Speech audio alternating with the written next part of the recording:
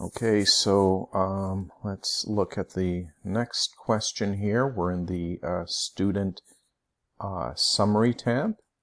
So let's click on student summary, and it looks like we're working with the same data here, but it's on a different sheet. So we're going to be creating a three-dimensional formula. We're going to start it right here in the student summary tab, and we're going to grab the data from the students tab. So let's go ahead and press an equal sign.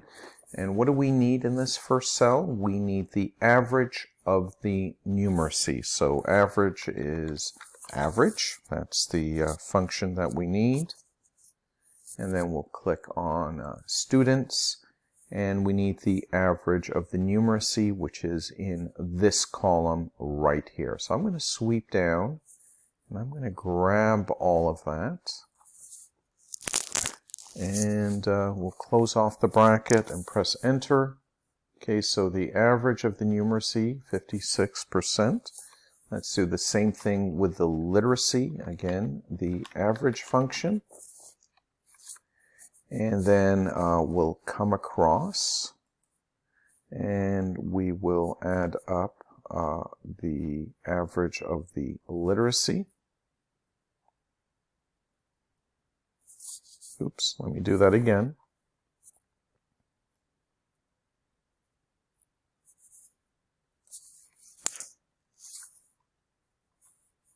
Okay, and we got 51%.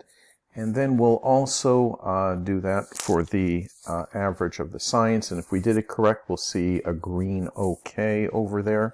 So average, and we'll switch to the other tab. Let's make sure we select the right column, which is science.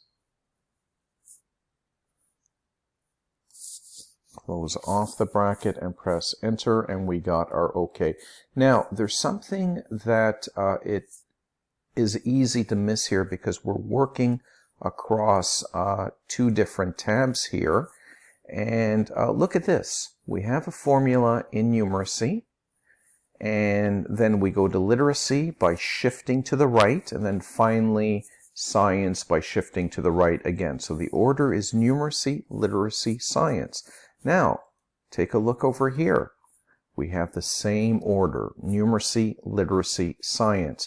So if we had used a relative formula in there, we could have just copied the formula. So here it is. And we can see we have G5 to G54 on another tab, on the Students tab. And that's relative, so all we need to do is just simply copy that over. Okay, so we always want to try to save a little bit of time. Okay, and if we set things up appropriately from the start, then the calculations become very easy because the formulas can be copied in a relative way. So again, just to emphasize, numeracy, literacy, science as you move to the right, and that's what allowed us to copy that formula over. We're going to do the same thing now with the highest function, okay, or the max function to calculate the highest numeracy in the list. Okay, so let's calculate the max for numeracy. Okay, so we're going to select all the grades we have for numeracy here. Close off the bracket and press enter, and we got 85% for numeracy.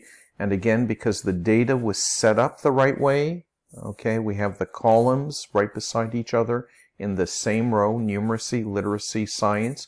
We can just simply grab it and pull it over. Okay, so that's an important tip. When you're setting up your data and your formulas, try to have a similar order or the same order, and that will save us a lot of time. So we're now going to get the lowest percentage, and that's the minimum function, and we do a very similar thing. So we come back to numeracy, highlight across, and then we're going to close it off and press enter. And then let's copy that over. And again, we got an OK. Now we need to know the number of students here. Okay, so let's take a look here. Okay, so we can do it by inspection. We're starting at row 54. Okay, or sorry, row 5. Okay, and we're going all the way down to row 54. So you can do that in your head. Just take one number and subtract it from another. But there's actually a function that can do this for you, and it's called the count A function. So let's bring up the count A function. Okay. So what count A does again, if you recall, is it will only count a cell if there's data in it. If there's no data in it, it will not be counted. We switch to the Students tab, and I'm going to just sweep across the names. Don't include the title, the label at the top. Start with the first name, sweep all the way down to the last student, and count A will do just that. It will count for us. We press enter and we see there are 50 students, and we received an OK for that. And if you're not convinced, go back to the original data. Okay, so we have 50 students total. Let's delete 3 of them.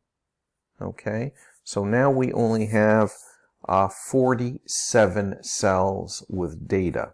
So we delete 3 of them. We come back and we see 47, which means that we did this correctly.